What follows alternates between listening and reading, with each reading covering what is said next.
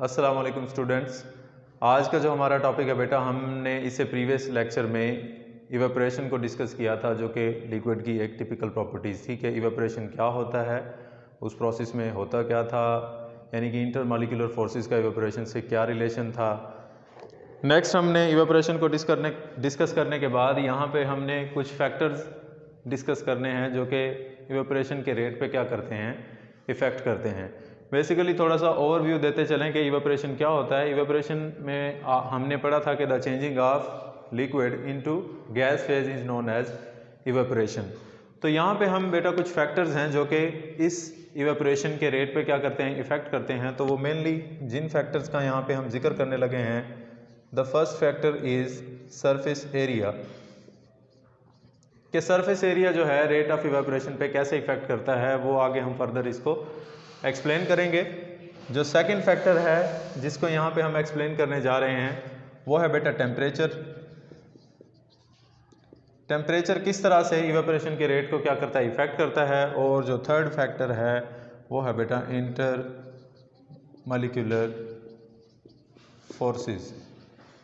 के forces of attraction जो कि लिक्विड के मॉलिक्यूल्स के दरमियान पाई जाती हैं, उनको आपने इंटरमॉलिक्यूलर फोर्सेस का नाम दिया था। कि इंटरमॉलिक्यूलर फोर्सेस किस तरह से रेट ऑफ इवेपोरेशन यानी इवेपोरेशन के रेट को क्या करती हैं, इफेक्ट करते हैं। तो फर्दर हम पहले स्टेप को ले लेते हैं कि देखते हैं कि सरफेस एरिया जो है वो किस तरह से इवेपोरेशन के रेट को इफेक्ट करता है। Basically you know that evaporation is a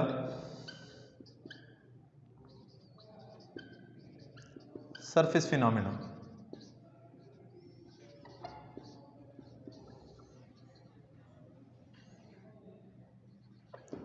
ये बेसिकली बेटा क्या है, एक सरफेस फिनोमेना है, यानी कि लिक्विड सरफेस से ही क्या होता है कि लिक्विड की सरफेस से लिक्विड मॉलिक्यूल जो हैं गैस में क्या हो जाते हैं, चेंज हो जाते हैं। अब सरफेस एरिया का इवेपोरेशन से डायरेक्ट रिलेशन है। अब हम कह सकते हैं कि बेटा greater the surface area greater will be the evaporation and smaller the surface area smaller will be the evaporation. तो डायरेक्ट रिलेशन में हम कह सकते हैं कि जितना सरफेस एरिया ज़्यादा होगा, ग्रेटर होगा, इवेपोरेशन का रेट उतना क्या होगा, ज़्यादा होगा। अगर सरफेस एरिया कम हो जाता है तो इवेपोरेशन का रेट भी क्या हो जाता है, कम हो जाता है। इसके लिए हम आपको एक एग्जांपल से बताते हैं कि हमारे पास बेटा एक कप ऑफ टी है जो कि गर्म है। अब हमने इस कप ऑफ टी में इवेपोरेशन के रेट को देखना है। इफ़ अगर हम बेटा सॉसर यूज़ करते हैं, जिसको आप पिर्च वगैरह का नाम देते हैं, और सॉसर किस पर्पज़ के लिए यूज़ करते हैं, ताकि हम चाय को क्या कर लें बेटा, कूल कर लें, ठंडा कर लें। तो जैसे ही आप कप ऑफ टी से टी जो है सॉसर में लेके आएंगे, तो सॉसर में टी जो है वो क्या हो जाएगी, जल्दी ठंडी हो जाएगी। इसकी रीज़न क्या है बेटा कि सॉसर का जो सरफेस एरिया है कप से क्या होता है, ज़्यादा होता है, और सॉसर में जो इवेपोरेशन का रेट है वो ज़्यादा होगा as compare to cup of tea. तो यहाँ पे चाय जो है पिर्च के अंदर यानी सॉसर के अंदर जल्दी ठंडी हो जाएगी, बिकॉज सरफेस एरिया क्या है, ज़्यादा है, और सरफेस एरिया ज़्यादा होने की वजह से इवेपोरेशन का रेट भी क्या होगा, ज़्यादा होगा। और चाय का ठंडा होना मतलब ये है कि इवेपोरेशन एक कूलिंग प्रोसेस है। जितना ज़्यादा रेट ऑफ इवेपोरेशन ज़्यादा होगा, उतना ही कूलिंग प्रोसेस क्या होगा, ज़्यादा होगा, क्योंकि हाई काइनेटिक एनर्जी वाले मॉलिक्यूल जो हैं लिक्विड की सरफेस को छोड़ के चले जाएंगे, और जितनी जल्दी वो छोड़ के जाएंगे उनकी जगह ऐसे मॉलिक्यूल्स आ जाएंगे जिनका टेम्परेचर जो है वो कम होगा और काइनेटिक एनर्जी कम होगी, जिसकी वजह से कूलिंग इफेक्ट जो है वो क्रिएट होगा। तो यहाँ पे हमने बता दिया कि कप ऑफ टी में कप का जो सरफेस एरिया है वो कम है और सॉसर का जो सरफेस एरिया है ज़्यादा है। तो कप की निस्बत सॉसर में जो इवेपोरेशन का रेट है वो क्या होगा, हाई होगा, और कप में जो इवेपोरेशन का रेट है वो क्या होगा, लो होगा।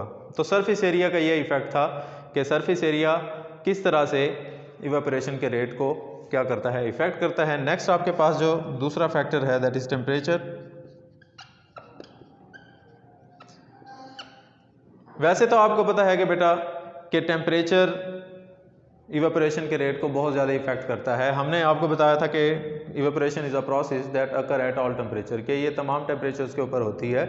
लेकिन आपको पता है कि टेम्परेचर का डायरेक्ट रिलेशन है इवेपोरेशन के रेट पे, कि टेम्परेचर और इवेपोरेशन का आपको पता है डायरेक्ट रिलेशन होगा, यानी कि जब आप टेम्परेचर को हाई कर दोगे, हाई टेम्परेचर होगा तो मॉलिक्यूल्स की, लिक्विड मॉलिक्यूल्स की जो काइनेटिक एनर्जी होगी वो क्या हो जाएगी बेटा, हाई हो जाएगी। जब काइनेटिक एनर्जी हाई होगी तो वो लिक्विड सरफेस को छोड़ के इन्वायरमेंट में चले जाएंगे। काइनेटिक एनर्जी के हाई होने से इवेपोरेशन भी क्या होगा बेटा, ज़्यादा होगा। ठीक है, तो जो ही आप टेम्परेचर बढ़ाओगे तो मॉलिक्यूल्स की काइनेटिक एनर्जी ज़्यादा होगी, और काइनेटिक एनर्जी के ज़्यादा होने से वो लिक्विड की सरफेस को जल्दी छोड़ के जाएंगे as compare to low temperature. तो हाई टेम्परेचर पे इवेपोरेशन का रेट क्या होगा बेटा, ज़्यादा होगा। तो टेम्परेचर का बेटा क्या है, डायरेक्ट रिलेशन है किससे, इवेपोरेशन के रेट से। अब मैं आपको बताता हूँ कि एक कंटेनर में, इसकी एग्जांपल देते हैं कि इवेपोरेशन किस तरह से, रेट ऑफ टेम्परेचर किस तरह से इवेपोरेशन के रेट को इफेक्ट करता है। आपके पास दो कंटेनर हैं, एक में आपके पास जो है हम कह देते हैं कि कोल्ड वाटर है, ठंडा पानी है, और दूसरे में आपके पास क्या है बेटा, वार्म वाटर है।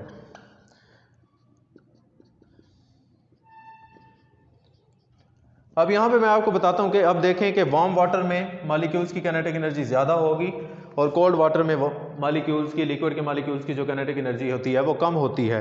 अब यहाँ पे हम मेंशन कर लेते हैं कि वाटर का जो लेवल है वो दोनों का इक्वल है, यानी कि इक्वल अमाउंट ऑफ वाटर हम इन दोनों में क्या कर देते हैं, ऐड कर देते हैं। एक में आप कोल्ड वाटर ऐड कर देते हो, दूसरे में आप वार्म वाटर ऐड कर देते हो।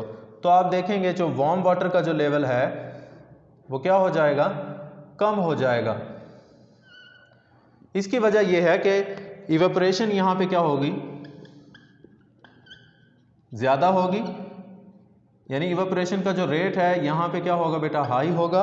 और कोल्ड वाटर वाले कंटेनर में आप देखें कि इसका जो वाटर लेवल है, यानी कि जो पानी का लेवल जो आपने यहाँ पे मेंशन किया, बनाया, यहाँ पे जो वाटर का लेवल है यहाँ पे क्या होगा, थोड़ा सा गर्म पानी की निस्बत वाले कंटेनर में थोड़ा सा क्या होगा, ग्रेजुअली क्या होगा, डिक्रीज डाउन होगा, यानी डिक्रीज होगा। यहाँ पे जो वार्म वाटर वाला कंटेनर था, यहाँ पे जो वाटर का लेवल है वो थोड़ा सा जल्दी क्या होगा, कम होगा। क्यों, क्योंकि यहाँ पे इवेपोरेशन ज़्यादा होगी। क्यों, क्योंकि मॉलिक्यूल्स की काइनेटिक एनर्जी ज़्यादा होगी, वो जल्दी जल्दी सरफेस पे आएंगे और इवेपोरेट हो जाएंगे। तो इस तरह से टेम्परेचर जो है क्या करता है, इवेपोरेशन पे क्या करता है, इफेक्ट करता है कि जब भाई आप टेम्परेचर इंक्रीज करोगे तो इवेपोरेशन जो है वो क्या होगी, इंक्रीज होगी। क्यों, क्योंकि टेम्परेचर इंक्रीज करने से मॉलिक्यूल की काइनेटिक एनर्जी हाई हो जाती है, और काइनेटिक एनर्जी हाई होने की वजह से वो मॉलिक्यूल सरफेस पे आते हैं और जल्दी से लिक्विड की सरफेस को छोड़ के इन्वायरमेंट में चले जाते हैं। और इसकी एग्जांपल मैंने कोल्ड वाटर और वार्म वाटर से दी कि जब आपने दो कंटेनर में एक वार्म वाटर लिया और एक कोल्ड वाटर लिया, तो वार्म वाटर वाले कंटेनर में इवेपोरेशन का रेट हाई हुआ, और इसका जो वाटर लेवल है वो क्या हो गया, जल्दी से नीचे हो गया। और कोल्ड वाटर का जो वाटर लेवल है यानी कंटेनर में, वो ग्रेजुअली थोड़ा थोड़ा क्या हुआ, कम हुआ। नेक्स्ट आपके पास जो थर्ड है और लास्ट वन फैक्टर है, that is inter molecular forces. कि बेटा अगर किसी मॉलिक्यूल्स के अंदर, लिक्विड मॉलिक्यूल में स्ट्रॉन्ग इंटर मॉलिक्यूलर फोर्सेस होंगी, वो डिक्रीज कर देंगी बेटा, decreases the rate of evaporation. यानी कि अगर एक मॉलिक्यूल में इंटरमॉलिक्यूलर फोर्सेस स्ट्रांग होंगी तो इवेपोरेशन का जो प्रोसेस होगा वो क्या होगा, डिक्रीज होगा।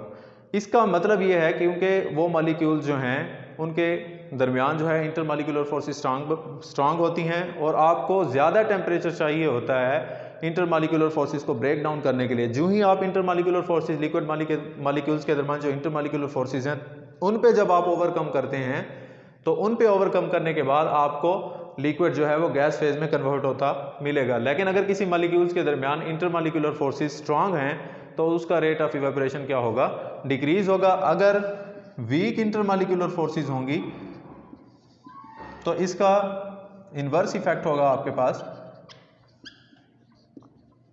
तो इवेपोरेशन क्या होगी, इंक्रीज होगी। इसको बस एक एग्जांपल से हम आपको समझा देते हैं। एग्जांपल हमारे पास है कि आपको पता है कि आपके पास अल्कोहल है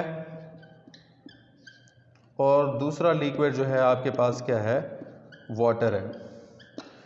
तो आपको पता है कि वाटर के दरमियान वाटर के मॉलिक्यूल्स में आपको पता है स्ट्रॉन्ग इंटरमॉलिक्यूलर फोर्सेस होती हैं, ठीक है। और अल्कोहल के मॉलिक्यूल्स में क्या होती हैं बेटा, वीक इंटरमॉलिक्यूलर फोर्सेस होंगी।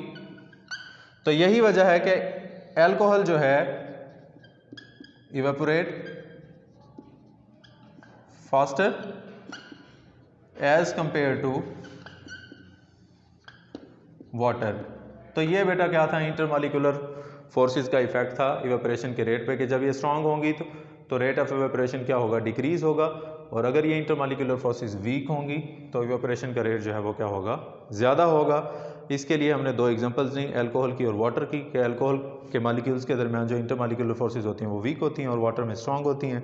यही वजह है कि अल्कोहल का जो इवेपोरेशन का रेट है वो फास्टर होगा as compare to water molecule. That's why alcohol evaporate faster as compare to water molecule. बेटा ये कुछ फैक्टर्स थे जो कि हमने डिस्कस किए कि कौन कौन से ऐसे फैक्टर हैं जो कि इवेपोरेशन के रेट को इफेक्ट करते हैं। सरफेस एरिया को हमने एक्सप्लेन किया, टेम्परेचर को एक्सप्लेन किया, और उसके बाद इंटरमॉलिक्यूलर फोर्सेस को भी यहाँ पे हमने क्या किया, एक्सप्लेन किया। नेक्स्ट क्वेश्चन हमारा जो है वो वेपर प्रेशर है, वो हम इंशाल्लाह नेक्स्ट लेक्चर में नेक्स्ट वीक क्या करेंगे, उसको एक्सप्लेन करेंगे और उसके भी फैक्टर्स को एक्सप्लेन करेंगे। अपना ख्याल रखिएगा। अल्लाह हाफिज़।